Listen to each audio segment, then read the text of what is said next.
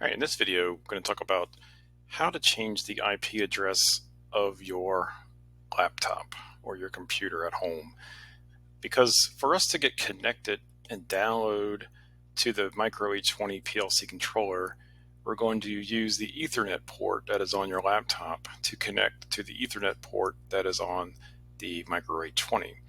That is the RJ45 connector. Which you would use kind of a standard Cat5 Ethernet patch cord, just like you would have. You would probably have one that came with your home modem or other devices, but a standard Ethernet patch cord is all you would need to connect your laptop to the Micro H20. But there is a catch. You have to make sure that your IP address that is set to your laptop or PC's NIC card or network interface card, it has to be of the same range as the IP address that is set in the Micro H20 PLC. So the Micro H20 PLC is set to an IP address of 10.10.1.11. So it's kind of a 4-digit or 4 octets, they call it, IP address. That's also known as IP4, Internet Protocol version 4. So if you have not changed the IP address on your laptop before, the process is not that hard, but I'll show you the steps. So the way to do it is if you come to the search item there and just start typing in Ethernet, we'll see that we get Ethernet settings. Now you might get some other things that pop up, but we're looking for Ethernet settings. And that'll pull up, in Windows 10, that'll pull up a window that looks like this. We have status, Wi-Fi, Ethernet, dial-up, VPN, etc. Now, you're probably using Wi-Fi on your laptop to connect to your home router. We're not going to mess with that. We want to mess with the Ethernet port. That is the hardwired port you would actually, again, plug the Cat5 cable into. Your wireless Wi-Fi is, of course, connecting wirelessly to your home router, so we don't need to mess with that because we're not going to connect wirelessly to the Micro H20. We will have to put a cord between our laptop and the Micro H20 to get connected to it. So we're going to make sure we have Ethernet selected and not Wi-Fi. See, because if I choose Wi-Fi, you'll see that I have my Wi-Fi settings. I want to make sure I'm on Ethernet. And we're going to hit select on Change Adapter Options. Now, yours may not look exactly like this. You might only have one entry in here. My laptop has multiple entries. There is one for the Wi-Fi, and there are a couple here that say Ethernet. There's Ethernet 5, Ethernet 6. These numbers kind of get numbered automatically.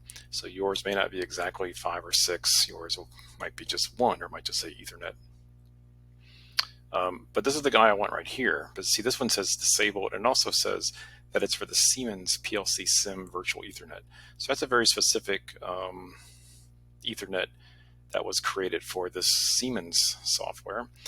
This Talk to M eCatcher was created for another piece of software, and this one called Cisco was also created for some Cisco software. So I want to look at this guy here, which should probably say unidentified network. I'm going to right click on that, Ethernet 5 in my case, and I'm going to say properties. And when I get properties, I'm going to get yet another window opens up, and there are many kind of things to choose from here. But what I want to choose is I want to highlight and choose the Internet Protocol version 4. You might also see an Internet Protocol version 6 or IPv6. We do not want to choose that. We want to choose this Internet Protocol version 4 or IPv4. We're going to just highlight it, and we're going to say properties. And this will bring us to one more window. And this is where we're actually going to make the change. So more than likely, your computer is currently set to obtain an IP address automatically. That is what we call DHCP, or Dynamic Host Configuration Protocol. And what that means is that your laptop would be given an IP address from the server, be it the router or something else on the network. And it would actually say, okay, it would just give an IP address dynamically to your laptop. The nice thing about that is you don't need to worry about it. The bad thing for us, kind of in what we're going to do in this class and in industry in general, is we don't like the word dynamic, because dynamic means that every time I turn on my computer, it could actually have a different IP address assigned to it, because whatever the DHCP server is just going to kind of dole out the next available IP address that's available. So we'd like to kind of keep our IP addresses fixed, because we want to be able to always connect to our PLC. We don't want the IP address inside of our PLC changing.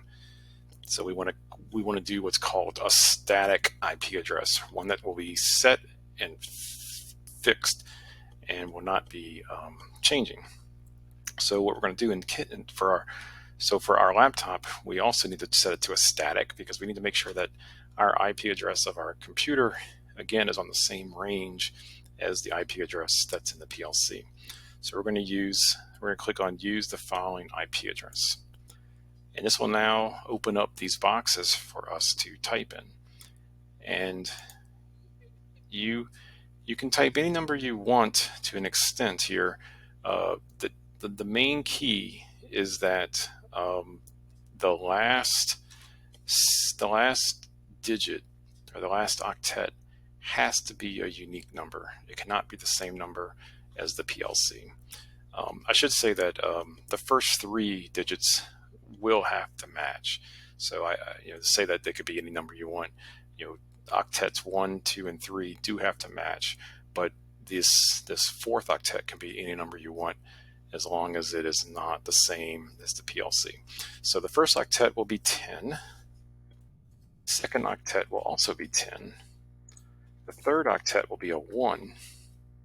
And the last octet, again, will be anything other than 11, because the PLC's IP address is set to 10.10.1.11.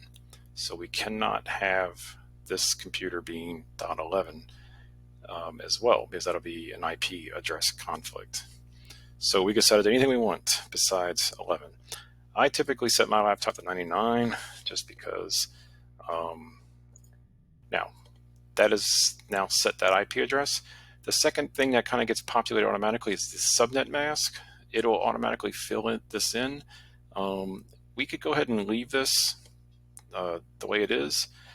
Sometimes you'll see it as 255, 255, 255.0. So if yours shows that or has that, that's perfectly fine.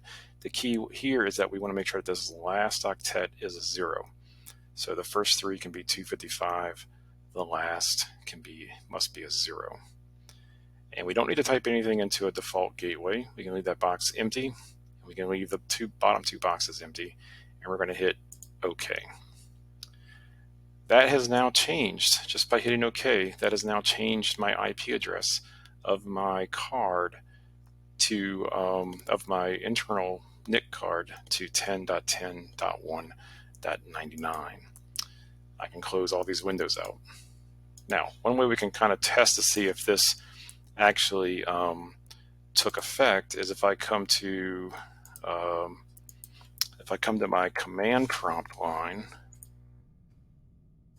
and if I type in ipconfig, at command prompt, I'll get a list of my IP addresses.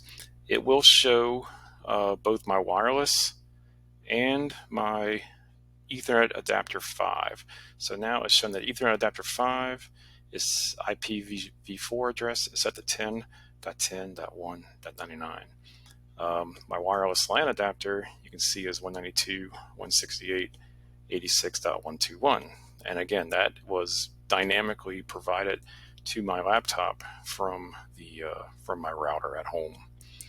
All right, so this just helps validate that what we just changed did actually take effect. The other way we can actually validate that this has taken effect is if I'm connected to my controller, my PLC, if I have it here on the desk, which I do, and I just change my IP address, I can now enter a software tool from Rockwell called RSLinks Classic. RSLinks Classic will browse the network and look for all the devices that are on that network that are Rockwell devices. And so when you get RSLinks Classic open, you'll see Links Gateway Ethernet and AB ETH IP-1 Ethernet. That stands for Allen Bradley Ethernet IP, and -1 just means it's the first network. So -1, it could be a -2, 3, etc. So if I open or expand the ETH IP-1 Ethernet, I will see that right here, not with a red X on it, is a micro H20, so the 2080 LC20. That's a micro H20 PLC. The icon even looks like a micro H20, and it even gives me the IP address of 10.10.1.11. So that means that I am actually connected, or my computer sees the connection to the micro H20 PLC.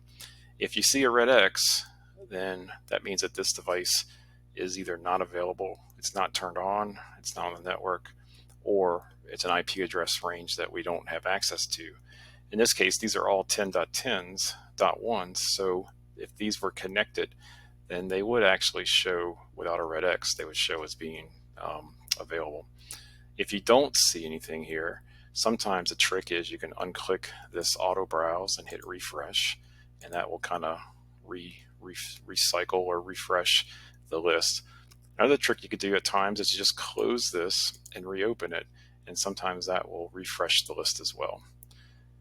If after these two steps you still do not see your micro H20 controller here in RSLinks Classic, go back, make sure you typed in your IP address correctly on your laptop, and then of course make sure you have a cable connected between your laptop and the device. All right, so so this is a very important step. Once you change your IP address on your laptop, for these labs, you don't have to do that again. But just remember that you did change it to static, and if you had to plug into something else with your laptop, you might have to go back to those settings and revert them back to the way they were, be it to select an IP address automatically.